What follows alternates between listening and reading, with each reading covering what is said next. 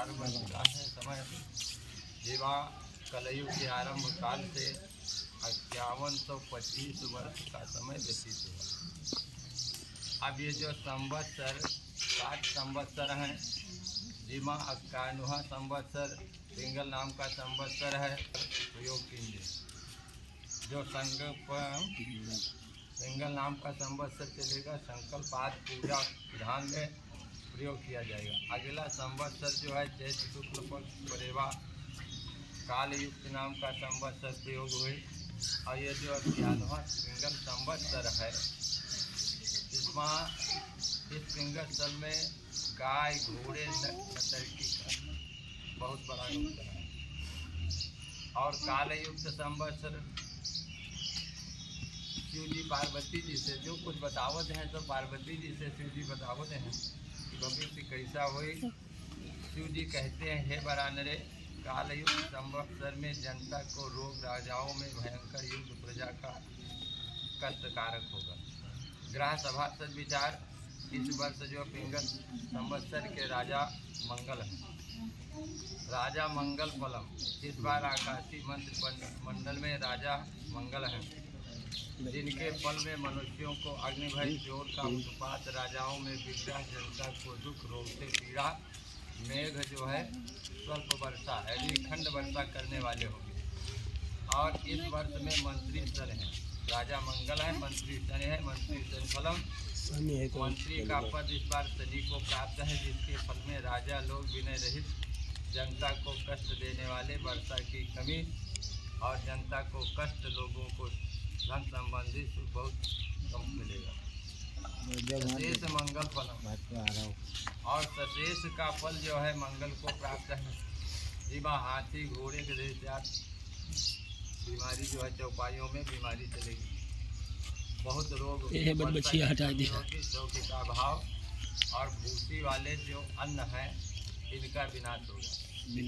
दुर्गेश शनि फलम, और दुर्गेश शनि है तो खेतों में विग्रह, लोगों में व्यापक, नागरिकों में अनेक प्रकार के वैर भाव, कृषि पदार्थों का अभाव रहेगा।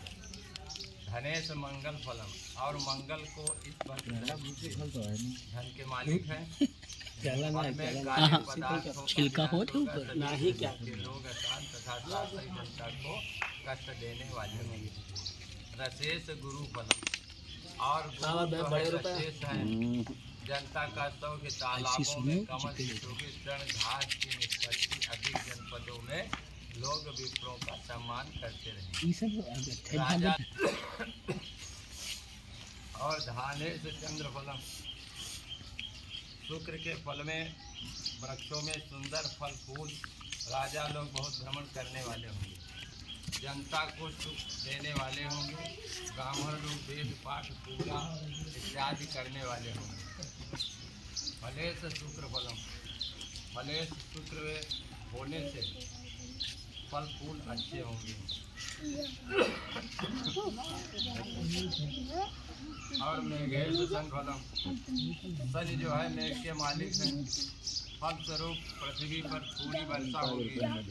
राजा लोग के मन में संताप, जनता विविध रोगों से पीड़ित। भेड़ी का निवास इस साल में पर्वत के ऊपर है, पर्वत पर होने से अत्यंत अल्प वृष्टि का योग। संवत्सर वास फलम, कुंभकार ग्रहे राशो तद्देशो मध्यम फलम, इस वर्ष संवत्सर का निवास जो है कुमार के घर में।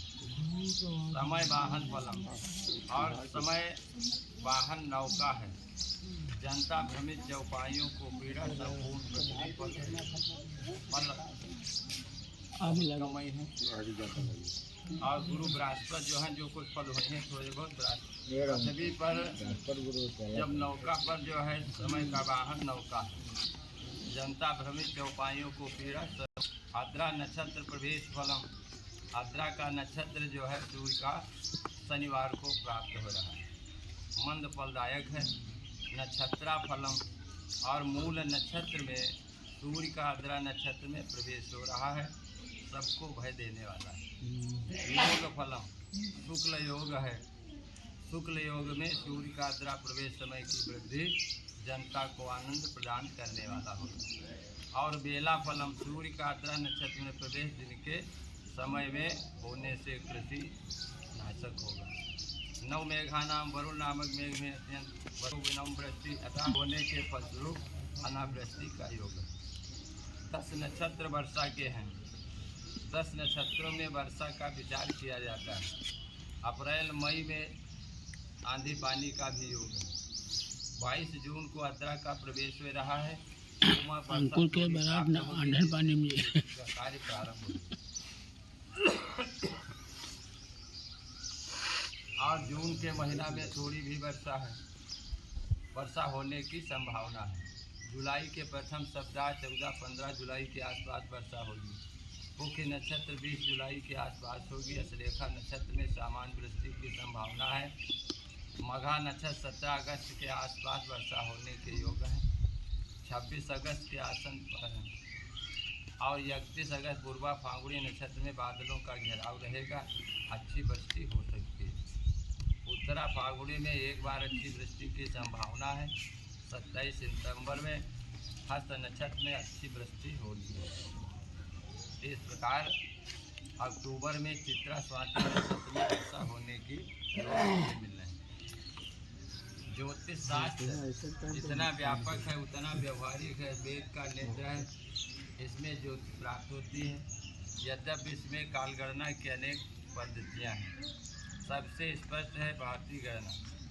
और इस प्रकार नवा संवत्सर जो है चैत्र की शुक्ल पक्ष परेवा दिन मंगलवार से प्रारंभ है। तो जौने दिन पद है वह जो है संवत्सर का राजा होता है। इस बार मंगलवार 9 अप्रैल मंगलवार से संवत्सर प्रारंभ हुई और नवरात्र भी प्रारंभ हुई। संवत्सर आरंभ चैत्र शुक्ल प्रतिपदा जिस बार से होता है वही वर्ष का राजा होता है। इस बार मंगल इस संवत्सर के राजा हैं। आकाशीय मंत्र परिषद के 10 पद अधिकारियों से सत्ता शासन बनता है और इसमें 7 पद अधिकारी जो है पापग्रह हैं। शेष 3 पद अधिकारी जो है शुभग्रह हैं। राजा सहित कुल 4 विभाग अकेले मंगल के अधीन है। मंगल जो राजा हैं 4 अधिकार उनके स्वयं पास हैं। राजा के बाद सबसे महत्वपूर्ण मंत्री पद जो है शनि को प्राप्त है।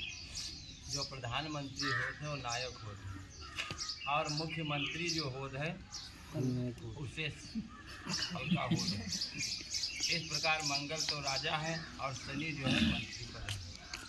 तो मंत्री पद पर शनि का अधिकार है। परिस्थितियाँ स्वयं परिणाम का आभास करा रहे हैं। वे सही देश को अनेक प्रकार की प्राकृतिक विपरीत का सामना करना पड़ेगा। ऐसा प्रतीत होता है कि पृथ्वी का तापमान बहुत गंभीर होगा। इतनी भीषण गर्मी होगी, झुलसा देने वाली गर्म हवाएं चलेंगी। पशु पक्षी फल फूल वनस्पति ग्राम नगर महानगर उपवन कहीं भी भीषण गर्मी से राहत नहीं मिलेगी। तपे तावे की तरह पृथ्वी पर अनेक प्रकार के रोगों की बीमारी होगी और ऐसा प्रतीत होता है कि जैसे सूर्य भगवान पृथ्वी पर अग्नि की वर्षा कर रहे हैं। चोर डाकू लुटेरों का आतंक बढ़ेगा। सामान्य जनता की कमाई हरण होगी, जिससे हाहाकार नीची भूमि में पैदा होने वाले अनाज भी पानी की कमी के कारण सूखेंगे। खेत में पड़ी राजनेता जनता की परेशानी न दूर कर सकेंगे। जनता जनार्दन की परेशानी को दूर करने की में रुचि लेंगे।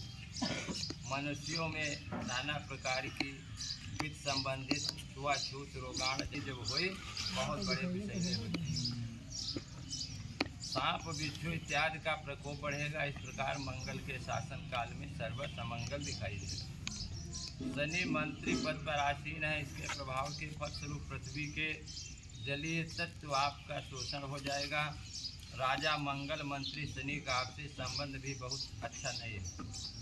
और जब मंत्री और राजा भाव के होते हैं, अच्छे प्रेम होते हैं, तब सत्ता शासन बढ़िया चलते हैं। अगर राजा विलग है मंत्री विलग है तो अपने अपने इच्छा के अनुकूल कार्य करें। इस प्रकार मंत्री शनि का आपसी संबंध अच्छा नहीं है। शनि न्याय का ग्रह है। मंगल प्रशासनिक एवं सैन्य दल का प्रतीक है। ऐसा आभास होता है शासन प्रशासन तथा न्यायपालिका आपसी संतुलन अच्छा नहीं रहेगा। और मेघ का पद जो है शनि को प्राप्त है। वर्षा की दृष्टि से यह वर्ष अच्छा नहीं होगा। ऐसी संभावना है सूखा पड़ जाने के योग है। इस बार अग्निकांड, विस्फोट इत्यादि बहुत बड़ी हानि पहुंच सकती है। सत्ता पर आसीन अमानवीय व्यवहार करते हुए उपरोक्त कई विपरीत परिस्थितियों के बावजूद राहत प्रदान करने वाली ग्रह परिस्थितियाँ दिखाई दे रही हैं। वह में यहाँ कुछ कष्टकारक हैं, कुछ जो है शांति प्रदान करने वाले हैं। 7 पूर्ण ग्रह इस साल में है, 3 शुभ ग्रह हैं। वही 3 शुभ ग्रह कितनी शांति पहुँचा सकते हैं। और व्यक्ति की बुद्धिमत्ता से अनेक विपरीत परिस्थितियों का सामना निकल जाएगा। धन लगन में वर्ष का प्रवेश, उत्तर पूर्वी भाग में वर्षा एवं खेती जन स्वास्थ्य के शुभ फलकारक है। कहीं कहीं देश में अधिक वर्षा होने की संभावना है। खेती को काफ़ी नुकसान पहुंचने की संभावना है। पश्चिमी प्रदेशों में घी इत्यादि का भाव सस्ता रहेगा। दक्षिण भारत के धन लग्न में प्रवेश का शुभ फलकारी। इस प्रवेश कुंडली में ग्रहों के फल के अनुसार चतुर्थ भाव में से सूर्य रियल एस्टेट, भू संपत्ति के मालिक व्यवसायियों के लिए विशेष लाभकारी साबित होगा। खनिज पदार्थ, धातु का भंडार प्राप्त हो सकता है। सूर्य देश के राजा, प्रधानमंत्री, अधिकारी, सत्ताधीश, न्यायाधीश का ग्रह होता है। अतः इनकी भूमिका का प्रभाव जनता एवं देश पर पड़ेगा। अब जैसा राजा शासन करी वैसा प्रजा को भी उसको जो निभाना पड़ेगा। और 5वीं बुध जो है स्थिति है, इसलिए शिक्षा व्यवस्था ये सब जो है बाध्य होगी। तृतीय भाव में मंगल शनि की युति पर शनि का स्वग्रही अत्यंत सुफलकारी है। देश की सैन्य शक्ति का भूतपूर्व विस्तार होगा। भारतीय सैन्य शक्ति विश्व के किसी भी सैन्य शक्ति विशेष शत्रुओं पर भारी पड़ेगा। अत्याधुनिक अस्त्र शस्त्र का विस्तार होगा। राहु केतु नए कार्य जो है खर्चा आदि कराएगा। वार्षिक फलादेश के लिए बहुत महत्वपूर्ण है। इस पे पंचम भाव में सूर्य की युति शिक्षा के क्षेत्र में नए आयाम उपस्थित करेगी। और चंद्रमा 7वें भाव का चंद्रमा नारी शक्ति का उत्थान कराएगा। महिलाओं की भागीदारी रहेगी। हर क्षेत्र में समस्त जो है सुशासन बढ़ेगा। वर्षा एवं खेती खाद्यान्नों के उत्पादन की